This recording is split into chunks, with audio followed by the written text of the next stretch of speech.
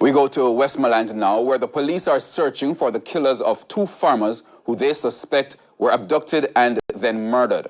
The men, who are both goat farmers, were attending to their animals when they were taken away. Kirk Wright has that report.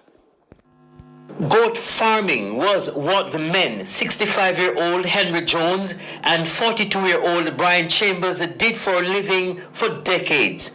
Every morning, they would leave home as early as 6 to take their animals into nearby bushes to graze. On Monday, they reportedly took over 200 heads of goat and sheep to feed in the cane fields of Mint Road in Grange Hill. The men would usually return home by midday, but when some of the goats showed up without them, family and friends became suspicious and went searching. So after they cover the goat them, after that we see what I sheep goat run back in and come straight in. So there's enough people start crying out, say something wrong. So everybody, enough 50 people in the community go search, and they go search, then find 3 ram goat and 1 ewe goat back King Valley side, tie up in our grass. Only some of the animals were found. The ram goats were missing. That was late yesterday. And early Tuesday, the community mobilized and headed further into the bushes. It's where they discovered the bodies of the men with what appeared to be gunshot and stab wounds and their hands bound. The nephew of one of the deceased men says this year he lost other relatives, including an uncle, through violent means. You say it just come to me as a shock, because my first uncle did.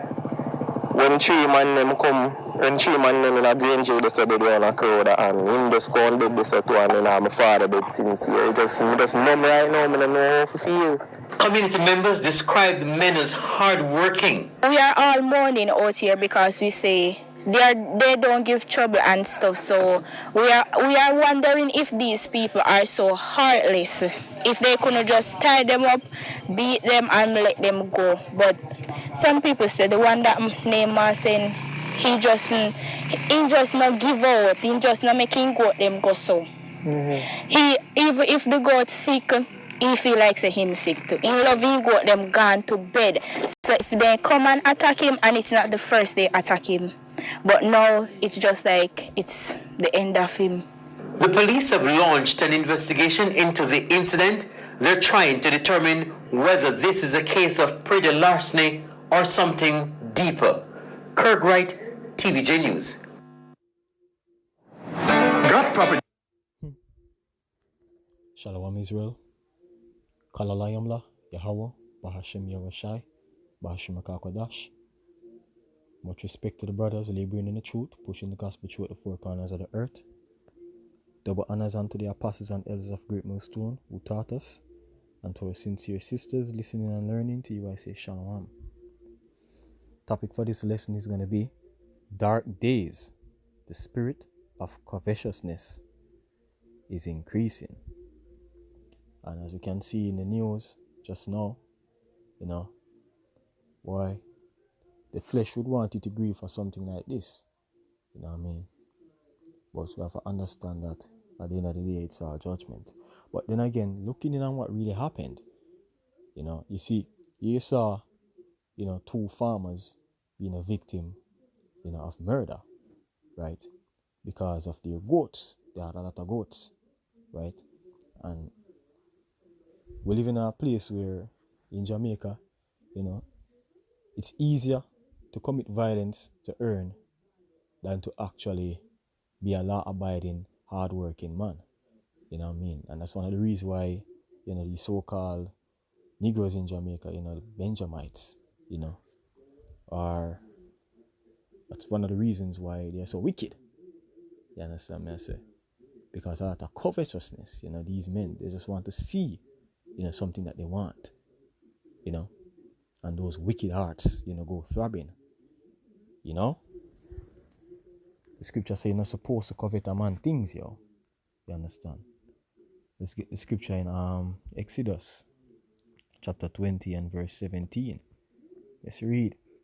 It's written in our laws, thou shalt not covet thy neighbor's house, thou shalt not covet thy neighbor's wife, nor his manservant, nor his maidservant, nor his ox. You can replace that with goat, for the sake of the video. Nor his ass, nor anything that is thy neighbor's. You understand? So covetousness, led to them committing those devious crimes, where they discovered the bodies of the farmers shot up and stabbed up.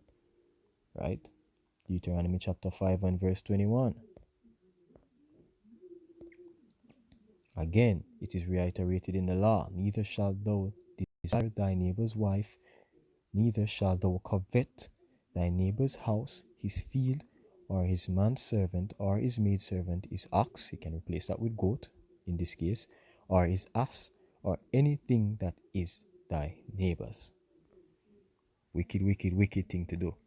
Let's look at the meaning of the word, let's get the meaning of the word covet. This is the Vocabulary Dictionary, one of my favorite dictionaries to use. So the word covet there, let's check out these meanings. To wish for with eagerness, to desire possession of, often enviously, of course. When you desire somebody things to the point where, it's becoming, it's a passionate desire for somebody's thing, you know what I mean? It leads to you being envious, and then it leads to you committing murder. Next definition, to long for inordinately or unlawfully, boom. To hanker after something forbidden, which something that belongs to your neighbor is something forbidden for you to desire. Next definition, to yearn, to have or indulge an inordinate desire, especially for another's possession. See, there you go. And we can get the Hebrew word for it as well. For the word covet, the word is chamad, which means seek to desire, covet, take pleasure in, delight in, something that does not belong to you. You understand? See, Benjamin packing up these iniquities, man. The whole children of Israel and a whole. You know what I mean? And who knows? Probably they stole those goats for for sacrifices, maybe for food, maybe for demonic sacrifices. You understand? To how Jamaica is operating right now. We saw a video the other day with a man, drinking out of a goat head, drinking blood from a goat head. You know what I mean? So all different kind of things are going on. You understand? It's a very wicked place we live in right now. Very, very wicked world. See? And this is one of the main contributions towards a cycle of envy, being covetous. You understand? Let's get Ecclesiasticus.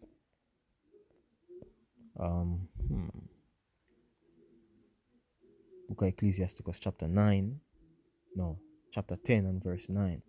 Salakia. And it reads, why is earth and ashes proud? There is not a more wicked thing than a covetous man. See?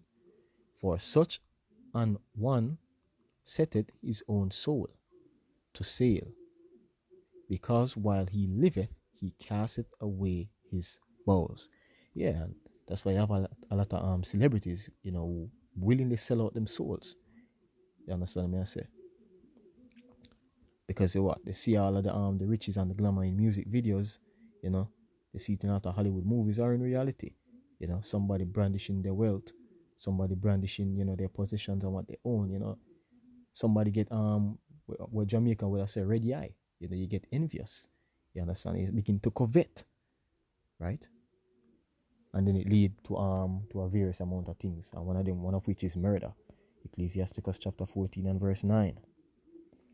A covetous man's eye is not satisfied with his portion, and the iniquity of the wicked drieth up his soul. See? Come on. Verse 10. A wicked eye envieth his bread, and he is a niggard at his table. So once you're covetous, it's gonna lead to it's gonna lead to the person desiring the person's things. You might have a friend, Zin, and that's why we have to trim. That's why we have to constantly, trim our wits in this walk, because we're gonna see things, we're going to see our friends, reaching places and not having things. But you cannot be covetous towards that person. You're going to see your neighbor or your friend owning things, maybe they're climbing up the ladder, buy a new car. You understand? You heard that they bought a new house. You have to keep yourself, because this is the flesh we're dealing with, right? You have to trim yourself, and filter your life through the scriptures, right? To ensure that you're not going off in this area. We have to do it. You understand me, I say? Because I don't struggle with covetousness, but you might have another brother or sister that does, right? So we have to remain circumspect in all areas. You understand? Because these people in these last days are very, very wicked. We don't want a part of this. We don't want a part of this this whole cycle of covetousness. You understand? Because it can lead to destruction, and Yahweh Bashim Yahushai condemn, covetous people. You understand? It's one of those sins that will get you destroyed. This is Romans chapter 1. I'm just going to read, just going to start off in verse 28 to the point. And even as they did not like, Salakia. And even as they did not like to retain Yahweh, Bahashim Yahushai in their knowledge, Yahweh, Bahashim Yahushai, gave them over to a reprobate mind to do those things which are not convenient. And it lists them out. Being filled with all unrighteousness, fornication, wickedness, covetousness, maliciousness, full of envy, murder, debate, deceit, malignity, whispers, and it lists them out. You understand? But we're going to jump down to verse 32. Here's the point. Who, knowing the judgment of Yahweh, Bahashim Yahushai, that they which commit such things are worthy of death, not only do the same, but have pleasure in them that do them. You see me? So this thing is wicked in the eyes of the Most High, for covet, right? And then you also have the flip side to things, where those two farmers that died could be a various form of judgment from Yahweh Bashim Yahushai. You understand? You hear the woman in the interview say that, they don't give trouble.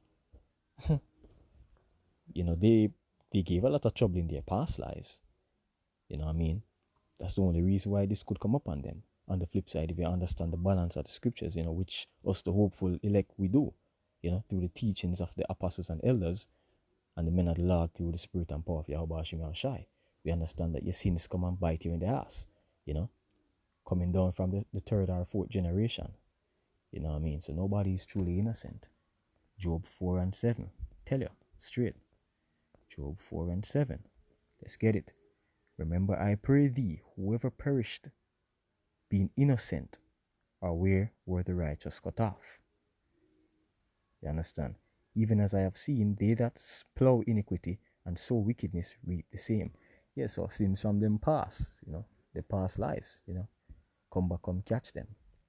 You understand? But at the end of the day, the whole covetousness thing is very wicked, and it has destroyed our people in many ways, more than one, You have people who work witchcraft on people because they want their things. I've heard many, many, many stories.